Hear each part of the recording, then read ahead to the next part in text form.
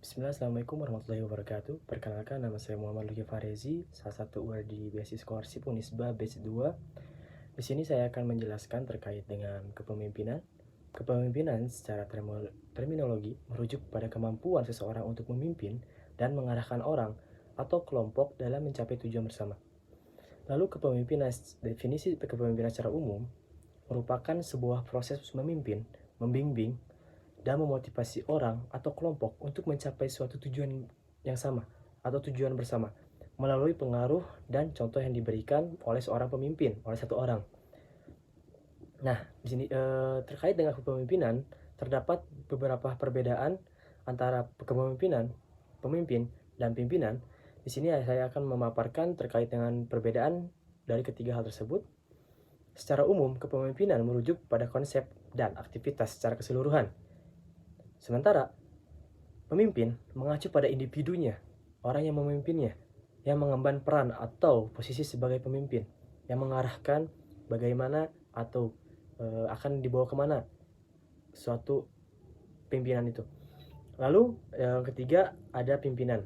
Pimpinan dapat digunakan sebagai sinonim untuk pemimpin, tetapi terkadang juga dapat merujuk pada tindakan atau proses kepemimpinan secara keseluruhan.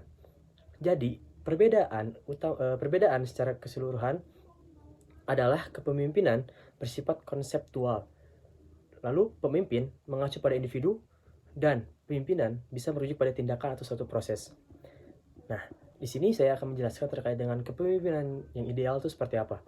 Kepemimpinan yang ideal melibatkan kombinasi keterampilan interpersonal, ketegasan, empati, visi yang jelas, dan kemampuan untuk memotivasi serta membantu tim menuju tujuan bersama. Pemimpin ideal juga membuka komunikasi, mendengarkan, dan beradaptasi dengan perubahan situasi yang ada. Jadi, kepemimpinan yang ideal itu adalah pemimpin yang jujur, dapat menerima kritik, serta mempunyai visi yang jelas ataupun mempunyai misi yang jelas, sehingga orang-orang yang dipimpinnya itu mereka akan tahu akan melangkah kemana ini pimpinan tersebut. Lalu di sini saya akan menjelaskan terkait kepemimpinan menurut Islam.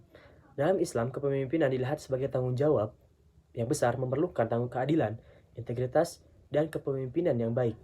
Pemimpin Muslim diharapkan untuk mengikuti prinsip-prinsip etika Islam, seperti keadilan, kejujuran, dan pelayanan kepada masyarakat, tanpa memandang faktor ekonomi, faktor sosial, atau faktor ras atau warna kulit.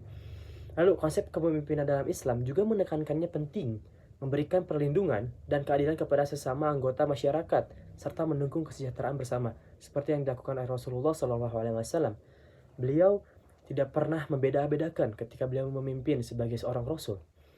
Inilah tujuan dari seorang manusia, yang dimana Allah menciptakan manusia itu untuk memimpin di muka bumi, entah itu untuk memimpin suatu kelompok atau memimpin dirinya sendiri.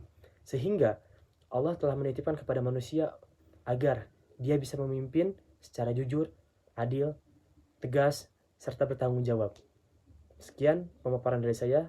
Assalamualaikum warahmatullahi wabarakatuh.